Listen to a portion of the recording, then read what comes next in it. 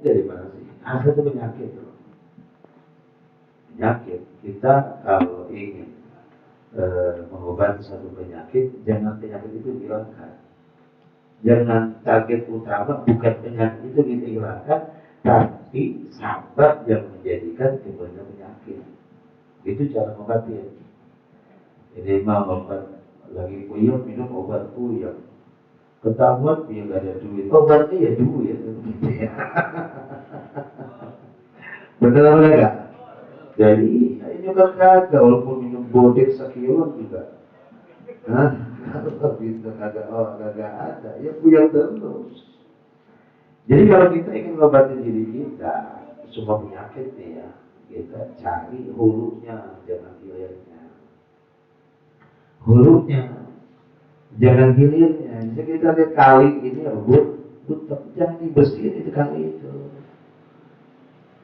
Ya, yang menjadikan butak gimana? Gimana yang dibutak? Hulu. Berarti yang kita bersihin apa ya? Hulu. Begitu juga kalau ada yang namanya hasud. Kata Imam Al-Haddad sebelum saya terjemahkan dan saya artikan dan saya jelaskan, pemahiman hasad berjakun ala umurid dunia. Kemudian sebenarnya hasud itu kadang-kadang berada dalam perkara dunia, seperti kedudukan, hasud dengan kedudukan, hasud dengan harta. Ya, dalam pelajaran kemarin ya memang hasud itu adalah mu'adatullah. Ya. Orang yang punya sifat hasud dia berarti memerangi Allah, bermusuhan kepada Allah dengan jelas-jelas.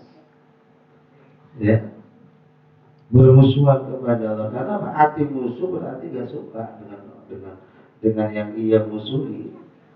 Berarti ketika ia hasud dengan seseorang, dia gak suka sama Allah atas pemberian Allah kepada orang tersebut. Berarti musuh.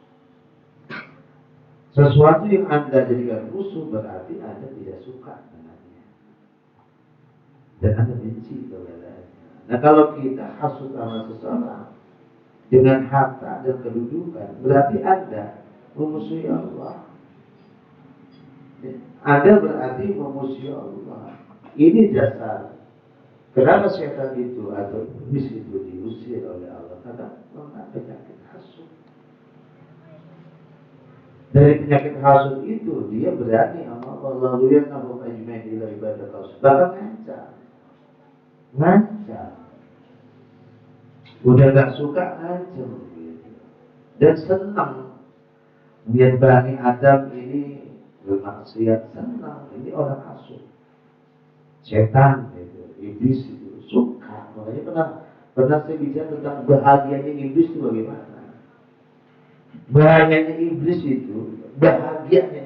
kalau udah jelas niat Bani Adam maksiat, bahagia dia. Saya pernah bahas tentang bagaimana bahayanya binatang, bahagianya binatang, bahagianya malaikat, bahagianya manusia. Itu udah pembahasan 2 bulan yang lalu. Bisa dipelajari dan diulangi. Bisa dipelajari ulang. Nah sekarang hasud. Ya kan? Kenapa sih kita hasud? Jadi apa yang ia atau temannya dapatkan itu sebenarnya subhanallah sesuatu yang kecil, sesuatu yang tidak perlu diiriin. Karena apa? Karena Allah tidak pernah memandang dunia selama diciptakan. Kenapa kita memandang dunia yang dimiliki oleh seseorang? Makanya kata Imam Al-Haddad, kalau dibanding dengan apa yang Anda benci dari apa yang dimiliki oleh orang, ya, dan dari orang yang ente benci, ya, ini sebenarnya ya, kita ini harus punya rasa kasih sayang, bukan hasud. Bal yang bagilah antar hammadituli ya biha. Akan tetapi sesungguhnya engkau menyayangi orang yang mendapatkan cobaan seperti ini. Sangat kasihan. Kok kasihan? Orang yang mendapatkan harta, orang yang mendapatkan kedudukan, sebenarnya kita punya rasa kasih sayang. Kenapa? Allah Subhanahu wa taala berfirman, "Innama amwalukum wa auladukum fitnah." Hartamu dan anakmu itu fitnah. Apa sih fitnah? Apa sih fitnah? Dalam tafsir dijelaskan, al-fitnatu mihnah ba'da mihnah. Jadi fitnah itu adalah cobaan demi cobaan. Selama orang memegang anak, selama orang memegang harta, cobaan demi cobaan terus terima kasih. Jadi fitnah, innama amwalukum wa auladukum fitnah. Anakmu, hartamu itu fitnah. Bahkan istri kita juga fitnah. Karena selama kita berdampingan dengan mereka, Allah memberikan cobaan tidak ada henti-hentinya pada mereka.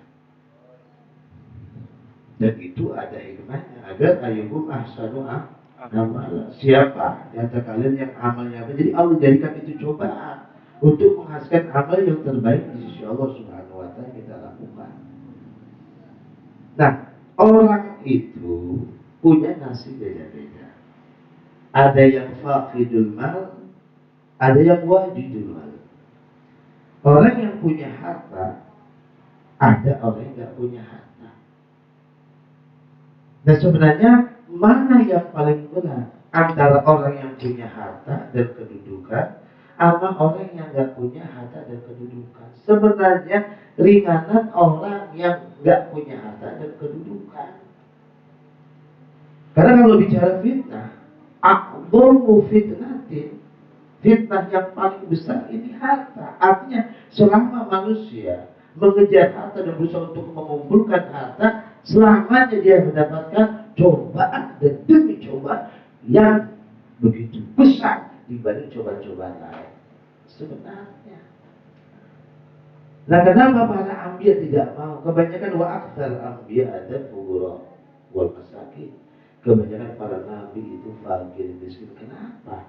Hidupnya kita cari apa? Nikmat. Nikmatnya nggak ada beban. Ada orang nikmat yang punya beban. Nikmat yang nggak ada beban adalah kenikmatan yang kita raih tanpa dengan kedudukan, tanpa dengan harta. Dia pulang ke rahmatullah, masuk surga, nggak ada apa-apa. Tapi kenikmatan yang ia dapatkan melalui kedudukan dan harta, ini kenikmatan yang akan membawa beban di saat dia di akhir. Bisa. Makanya para ulama, para awliya salih, para anbiya, ketika dia sudah mendapatkan syiratal ladzina an'amta 'alaihim ghairil maghdubi 'alaihim wala, orang yang mendapatkan kenikmatan adalah orang yang tidak memiliki maghdub dan tidak memiliki dhal. Kata para anbiya, kalau memang ini kami sudah mendapat kenikmatan, buat apa kami mendapat beban nanti di akhirat? Buat apa? Kalau kenikmatan dari Allah kami dapatkan tanpa kedudukan, tanpa syarat, tanpa mal, tanpa jah, kami bisa dapatkan. Buat apa kami nyari syarat? Buat apa kami nyari mal? Gak mau. Nahnu masyarakat anbiya la nurid wa la nurah. Kami para nabi itu tidak pernah mewariskan dan tidak pernah dapat warisan. Innama nuridul ilm, kami hanya mewariskan ilmu. Berarti apa? Berarti beban di mana? Baik.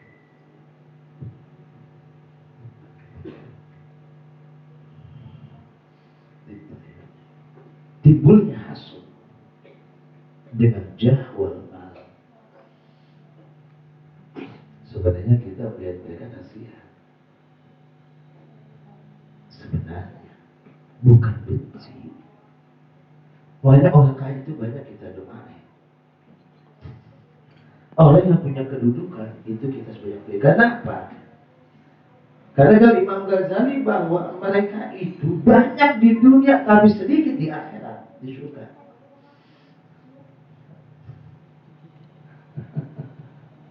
Hah? Mereka itu banyak di dunia tapi sedikit di surga. Hasilnya mereka itu kelompok yang paling sedikit di surga. Orang kaya yang masuk surga, orang pejabat yang masuk surga, itu sedikit di surga. Kasihan nggak mereka? Kasihan nggak? Nah kalau memang kasihan, nggak perlu kita hasut ketika seseorang mendapatkan harta yang berlimpah ruah, mendapatkan kedudukan yang mulia, dihormati, banyak muridnya. Tahmadullah alladzi afaka bina. Engkau punya rasa rahmat kepada mereka dan kau memuji. Pujilah Allah yang telah Allah selamatkan engkau dan Allah memberikan afiat dari kedudukan dan harta. Sebenarnya kau bersyukur kepada Allah. Paham apa enggak? Nah sekarang kita iri dengan apa yang dimiliki oleh orang lain. Yang mana apa yang dia miliki itu yang menyebabkan banyak orang masuk neraka. Iri. Hah? Iri. Gak pantas kita iri. Pakai akal. Bagirlah min finnalar wa la takun kasaimah. Gunakan akal pikiran Anda, bukan gunakan akal khayalan Anda dan akal keraguan Anda. Jangan Anda gunakan itu. Kalau Anda gunakan akal khayalan Anda, ketika Anda menjadi orang kaya, Anda akan menghayal bagaimana aku seperti dia. Dia adalah dia, Anda beda, bukan dia. Kalau suami Allah Sulaiman dengan kedudukan yang begitu luar biasa, dia seorang nabi dan pantas. Nabi Korun yang punya kekayaan berlimpah ruah, dia tidak pantas hancurlah Korun. Korun beda dengan Sulaiman, Sulaiman beda dengan Korun. Tidak bisa disamakan antara Korun dan Sulaiman dengan harta yang dia miliki. Bagaimana kesiapan kita? Maka dengan apa yang kita dapat dari Allah, dengan ukuran rezeki masing-masing, kemudian kita bisa melihat orang yang lebih baik kita. Emosi itu, emosi. Saya katakan emosi. Emosi. Ketika Anda melihat seseorang yang sukses, emosi. Emosi ada. Kenapa emosi? Anda tidak suka dengan diri Anda dengan keadaan seperti itu karena Anda melihat orang yang lebih dari Anda. Emosi kan? Emosi. Tapi ketika emosi, kekuatan emosi itu ada bareng dengan kekuatan akal, kekuatan ilmu. Beritahu kepada emosi itu bahwa Anda tidak pantas untuk melakukan hal yang tidak benar. Karena ketika emosi itu kita bawa dengan rasa yang dikuasai dengan hawa nafsu, tanpa kekuatan ilmu yang Anda gunakan, maka yang Anda kecewa dengan diri Anda dan Anda akan hasut kepada orang di depan Anda. Pahami. Ini proses. Pahami ini. Dan diulangi pelajarannya di jalan kita apa terjerumus. Nah ketika Anda emosi tidak dibarengi dengan kekuatan ilmu, maka Anda akan kecewa dengan diri Anda sendiri. Memang setiap orang pasti ketika emosi ini tidak berimbang akan kecewa. Dia kecewa dengan dirinya, dengan nasibnya. Dan ketika dia kecewa dengan nasibnya, rasa yang ada dikuasai dengan hawa nafsu. Ketika hawa nafsu itu bermain, maka datang setan. Dia akan mengajak Anda untuk memiliki sifat hasut, karena dihasut. Setan itu gak mau masuk neraka sendiri, bareng-bareng dong. Aneh masuk neraka dengan hasut, kata iblis. Nah, itu berarti ajar. Masuk neraka dengan hasut. Saya pernah katakan, kapan setan itu bermain? Setan itu bermain dalam diri Anda dan nafsu Anda di saat nafsu Anda susah dikendalikan. Di nafsu itu ada apa? Di nafsu itu ada emosi. Di nafsu itu ada syahwat. Sesuatu ingin. Kan saya katakan dalam baca yang lalu, syahwat, emosi, kekuatan ilmu, 3 pilar kesuksesan yang kita bisa membinanya. Dengan cara gunakan akal pikiran Anda, bukan akal khayalan Anda dan akal keraguan Amin. Ini jarang yang bahas. Ya. Nah, sementara manusia zaman sekarang itu hanya kehidupan mereka berusaha untuk mendapatkan makanan yang enak, kendaraan yang mewah, pakaian yang mewah, ya, benar, kendaraan yang mewah, wanita yang cantik, sementara dirinya menjadikan dunia itu sebagai Tuhan mereka. Fa'azimatul min Muhammad bin Abdullah, pesan dari Muhammad bin Abdullah, kalau engkau menemui mereka, jangan pernah engkau sholat di jenazah mereka, jangan kau kunjungi sakitnya mereka. Fa'azimatul min Muhammad bin Abdullah, la ilaha illallah. Di akhir zaman ini unik. Sudah. Mari kita bersyukur kepada Allah. Di mana Allah berikan kepada kita, bersyukurlah kalau Anda punya lebih. Bersabarlah kalau Anda kurang. Bagaimana bentuknya Ustaz? Kalau bersyukur udah gak usah dibahas lah. Ini masalahnya yang namanya gak punya. Kadang yang kagak punya ini udah salah arah. Apalagi lagi model sekarang ya, Allahu Akbar. Jadi orang-orang yang nggak punya ini, yang dikatakan Imam Ghazali al-faqih, ini punya dua keadaan. Yang pertama keadaan apa? Harus terima aja. Orang terima aja udah. Terima al-qanaah. Dan keadaan kedua harus. Apa harus? Betul-betul satu keinginan luar biasa.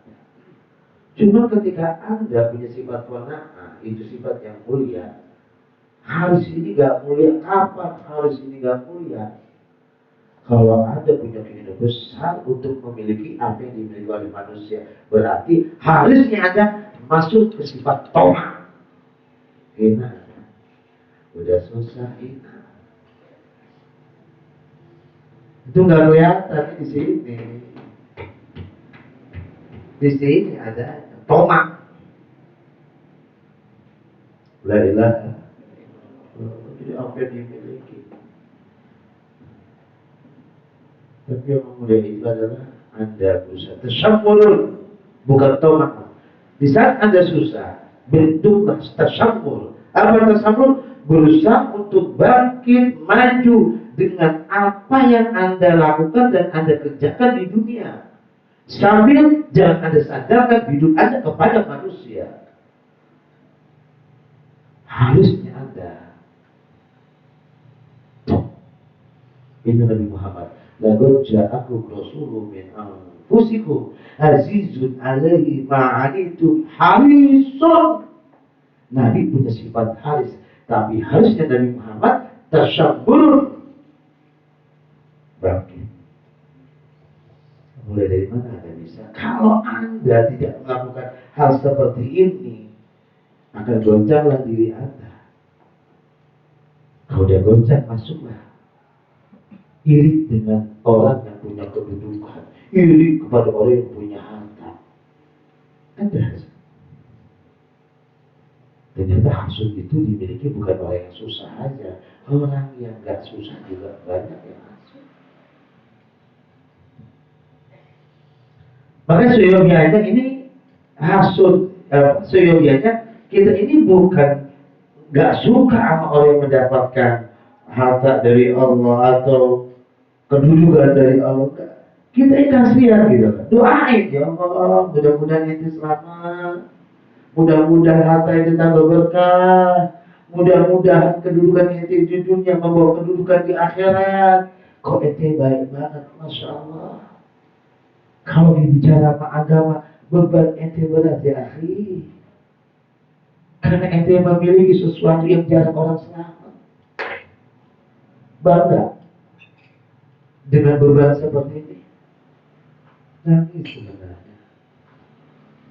Itulah Sayyidina Abdurrahman bin Auf.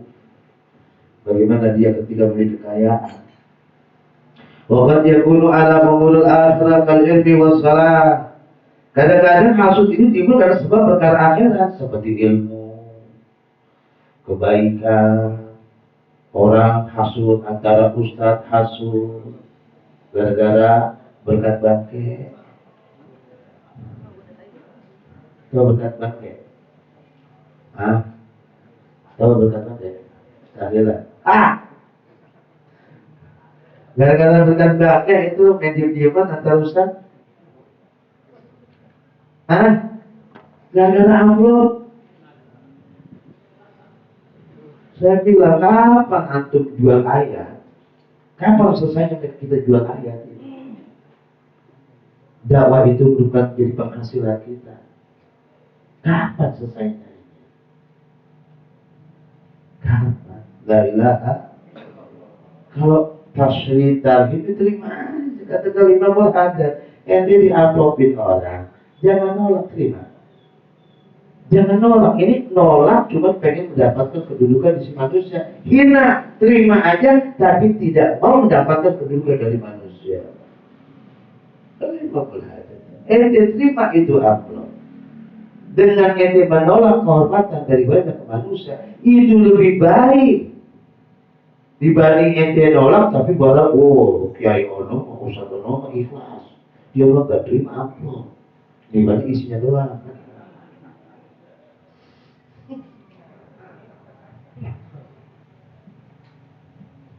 Makanya cita-cita saya seperti itu sama Haji Amin.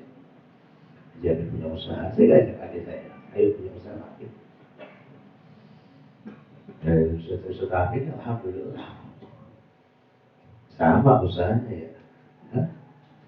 Karena apa, kami berusaha untuk menutup afaf, berusaha afaf. Allah yas'aluka huda wa tuqa wal afaf. Allah ini as'aluka ya Allah, aku minta doa Nabi Muhammad al-huda wa tuqa wal afaf wal ghina anin. Ya Allah, aku minta petunjuk darimu, ketakwaan darimu, apa dan minta nanti ifat wal ghina anin nas. Kami merasa puas dengan keadaan kami merasa kaya tanpa manusia. Udah cukup kaya. Enggak. Ya. Jadi kadang-kadang Ustaz nggak kerja, Ustaz nggak ikhlas dari dunia sama ayat-ayat Allah. Pas Ustaznya kerja, Ustaznya hubung dunia. Lebih banyak benar ini.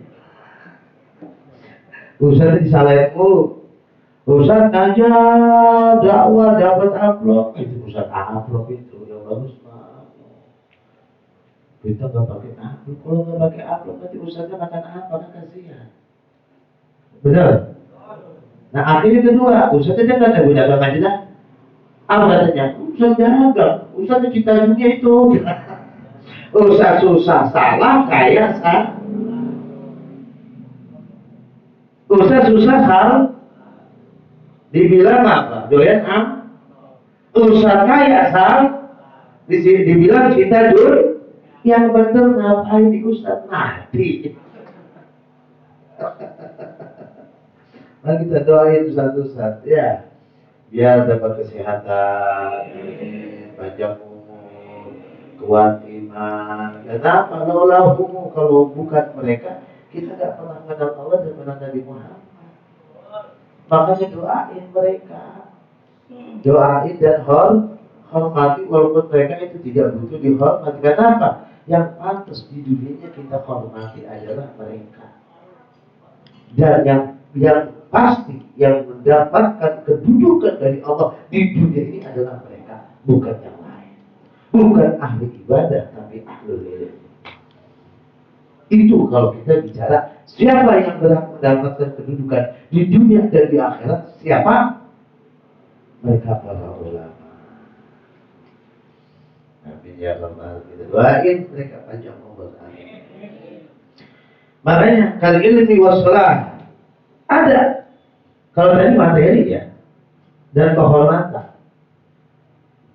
materi dan kehormatan. Simpulan muridnya banyak, simpulan duitnya banyak, simpulan biarin. Itu jatah dari Allah. Sebenarnya kita kasihan mereka. Dan mendapatkan cobaan begitu besar dari Allah Subhanahu wa Ta'ala. Ya, enggak dia mah enak ya ini tuh ya punya ini Ustaz untuk enak punya ini muridnya banyak ini. Mantap, bodoh itu. Salah. Mereka bebannya berat di akhirat nanti. Maka bersyukurlah Allah telah memberikan keafiatan kepada kita. Wa qabihun bil muridi ayasun man wafaqahu ala darihi. Alangkah jeleknya seorang yang menuju Allah hasud kepada temannya, hasud kepada sejawatnya, hasud kepada orang yang sama di dalam jalannya. Orang dagang hasud sama dagang. Ustaz hasud sama ustaz. Jadi musuhnya begitu. Ustaz musuhnya, tukang dagang musuhnya, tukang yang nganggur musuhnya, tukang nganggur. Hah? Allahu Akbar. Jangan jelek. Makanya ketika ada seorang ustaz dia berdakwah, kita bersyukur kepada ya Allah, bersyukur. Kenapa? Beban kita ringan dengan adanya dia.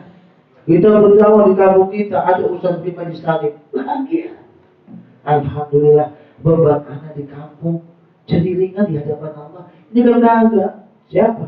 Ustaz baru itu, berdatang. Pernah jadi cerita sama gua. Emang bumi ini punya ente? Kita bersyukur kepada Allah ada para guru-guru, para ustaz-ustaz yang bikin majelis. Kenapa? Itu meringankan beban kita nanti di akhirat. Itu enggak berat. Ya, wa awanu ala amri telah membantunya dalam perkaranya. Jelek. Bariam bagi lo ayam rabihi. Bahkan seyogyanya bagi dia untuk gembira dengan adanya teman. Li'anu sora'aunan lahu. Kenapa? Karena dia akan menjadi pembantunya, membantu. Wajinsa yataqawwa bihi. Nah, bukan bagian dari kita akan jadi kuat. Kita merasa kuat dengan adanya majlis sana, majlis sini, kita akan kuat. Benar, Pak. Kita akan kuat di majlis taklim. Syifaul Qulub ini kan bagian dari gerakan dakwah, ya, yang sekarang alhamdulillah makin maju diikuti oleh yang lain dan juga dikembangkan oleh putra beliau Pak Manda, Haji Intis putra beliau yaitu Haji Amin, Ustaz Rahim. Ini kita bersyukur kepada Allah Subhanahu wa Ta'ala. Habib Ali yang lebih dulu dakwah, Habib Ali bin Saleh yang lebih dulu dakwah di kampung Keranji ini, dia pernah ngomong sama saya, Allah akan bersyukur dengan adanya antum. Sampai sumpah dia, anak di Keranji ini paling kenal orang yang muhib sama habaib, Mama Ede, Haji Mustaqim, Haji Alim. Dia ngomong nih ya kalau nggak sah Habib yang bolak-balik dari babanya Habib Saleh. Dari Habib Saleh ke Habib Ali yang masuk Keranji tahu persis dakwah habaib ini kosong. Ini yang ngomong siapa? Habibnya sendiri. Dan dia ngomong, Anda bersyukur kepada Anda. Anda tahu loh perkembangan Keranji. Jangan bilang Anda nggak tahu. Tongkrongan Anda di Keranji masalahnya. Tahu perkembangan. Makanya antum yang pantas. Seorang kiai jangan saya, kalau saya kan Habib, kemudian menjadi masalah Habib, orang ngomong saya haus dengan kehormatan. Yang pantas ini para kiai menjelaskan ajaran para Habib, ajarannya loh, paham gak? Bukan orangnya. Kalau orangnya iktiqaduna wa imanuna, iktikad kita, iman kita, mereka ke darah Nabi Muhammad. Yang kita perlukan bukan kecuali ajaran. Yang kita perlukan ajarannya. Rabbi bimanfa'na bibarakatihim wahdinal husna bihurmatihim wa amitna fi tariqatihim wa mu'afatin minal fitani. Kita pengen mati di jalan mereka. Jalan apa? Jalan ibadah mereka. Berarti jalan ilmu mereka. Makanya mama kita pernah ngadu sama saya waktu almarhum malah di pasar. Bilang bergadir. Ya, almarhum Abi Hasan bergadir lah ada. Mama saya datang ke sana. Tapi nanti gimana? Nah jelas, itu udah tua. Kalau ya, berkah Habib, itu kalau jadi Habib, anak Habib. Nah, Ibrahim ngomong, mama ngomong sendiri, mama diomelin sama Habib Hasan. Itu kalau menjadi Habib, anak Habib. Tapi kalau pengen jadi ajaran Habib, itu duduk sama ponakan ente. Dia adalah punya ajaran Habib. Mama saya diomelin, ngadu. Waktu duduk sama Habib Hasan. Kalau menjadi Habib, saya Habib. Tapi kalau pengen jadi ajaran habaib, ente dulu keponakan ente. Masa saya sendiri. Banyak alhamdulillah hingga saat ini mama saya mereka support saya pribadi sebagai ponakannya. Nah ini kita alhamdulillah di Keraji ini bersyukur kepada Allah Subhanahu Wa Taala. Itu kita bersyukur. Dengan datang para habaib, ini udah tersedia wadah di Keraji ini di Bekasi Barat ini udah siap. Kalau dulu, zaman dulu, Masya Allah. Zaman dulu anak nggak bisa cerita bagaimana mulai meniti dakwah tahun 2000 sih di kampung ini. Ustaz Sunang tahu dia, Ustaz Malukuddin, ikut-ikut kemana aja Ustaz ya. Ustaz Malukuddin yang tahu persis bagaimana perjalanan dakwah saya. Alhamdulillah sekarang udah tua saja. Baik. Makanya jangan hasut, kita bersyukur kepada Allah. Siapapun mau ahwatnya, mau habibnya, siapa di antara mereka yang bikin majelis, dukung mereka. Jangan nggak usah belajar sama sono. Sono orang bahalu, guru bahalu, yang punya anak-anak. Kalau siapapun yang menemui ada seorang ustaz mengkritik ustaz lain, tinggalkan tuh ustaz. Dia fitnah di akhir zaman. Bagaimana ini bisa mengambil nurnya ilmu sementara mulutnya kotor dengan ilmu dari Imam Ghazali seperti itu. Kalau ente duduk dengan seorang guru yang kerjanya ngomongin orang, tinggalin dulu. Bagaimana akan punya rahmat Allah? Bagaimana katanya keutamaan Allah? Semua guru, semua ustaz punya keutamaan masing-masing dan juga punya kekurangan masing-masing. Kita itu bukan malaikat. Paham? Siapapun Anda duduk dengan guru Anda, duduk yang benar.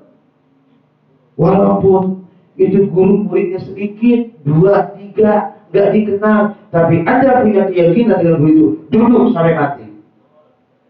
Jangan pernah lihat banyaknya murid. Wah, dia muridnya banyak. Itu duduk. Ditinggalin gurunya.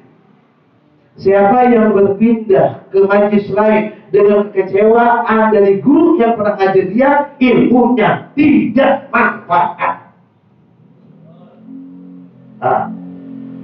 Paham apa enggak? Ya. Hati-hati. Yang kita cari bukan ilmu, Pak. Yang kita cari kekuatan ilmu yang merupakan pilar ketiga untuk mencapai kebahagiaan. Kekuatan syahwat, kekuatan emosi, kekuatan ilmu. La ilaha. Makanya Imam Ghazali bilang, Anda tidak bisa mendapatkan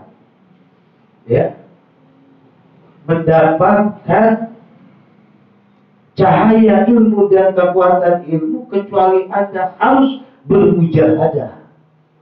Mujahadah dengan duduknya dengan syekh, mujahadah dengan menjalani perjalanan syekhnya itu. Susah.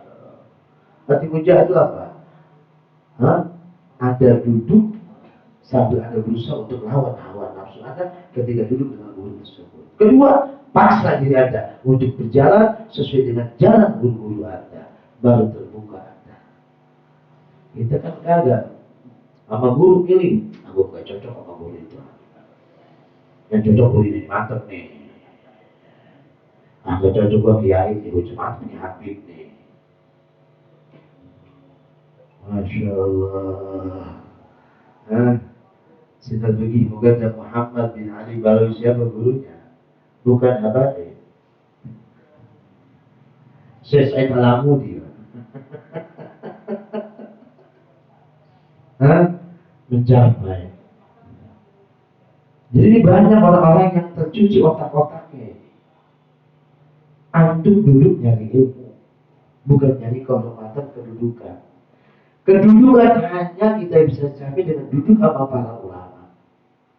Ulama doang ya. Nah ulama ini ada dua golongan. Dari durian Nabi Muhammad, bukan duria. Cuma kita bersyukur kepada Allah. Antum duduk di sini, emang apa Ustaz Haji Amin ahwal deh. Bukan Habib, tapi gurunya Habib. Wali. Apa kata Rasulullah? Siapa yang belajar ilmu kepada keturunanku atau belajar ilmu kepada orang yang pernah belajar kepada keturunanku, maka aku mudah-mudahan Allah panjangkan umurnya dan Allah luaskan rezekinya. Yang belajar mengajar itu ahwal itu dia. Gurunya siapa? Wali. Gurunya wali. Hah? Wa kana abuhuma shaliha. Abi ini ada dua. Ab binisbatin nasab, ab binisbatin ilmi. Abahnya ini orang soleh. Abah apa?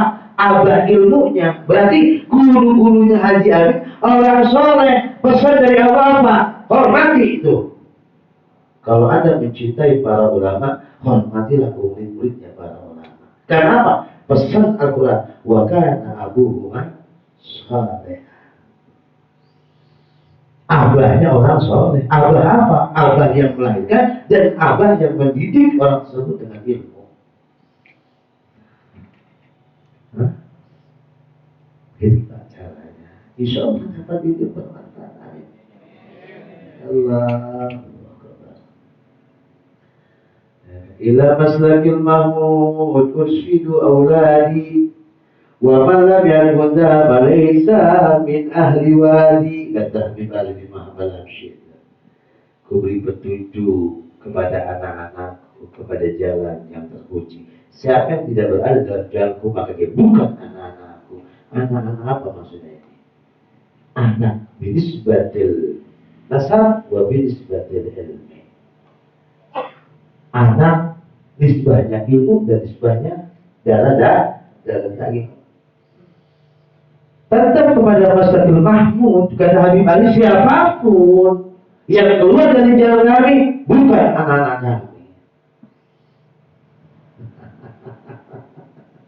Baik, makanya kita bersyukur kepada Allah. Jalan kita sampai kepada Ahlul Bait Nabi Muhammad. Sampai kita bersyukur kepada Allah. Allahu Akbar. Wal mu'min kathir bi akhi balil ladhi yabaghi al-murid ayyuhibba bi batinihi. Orang mukmin harus benar-benar sayang kepada saudara. Karena apa? Keterbukaan Anda dari Allah sesuai dengan cinta Anda kepada hamba Allah. Hah?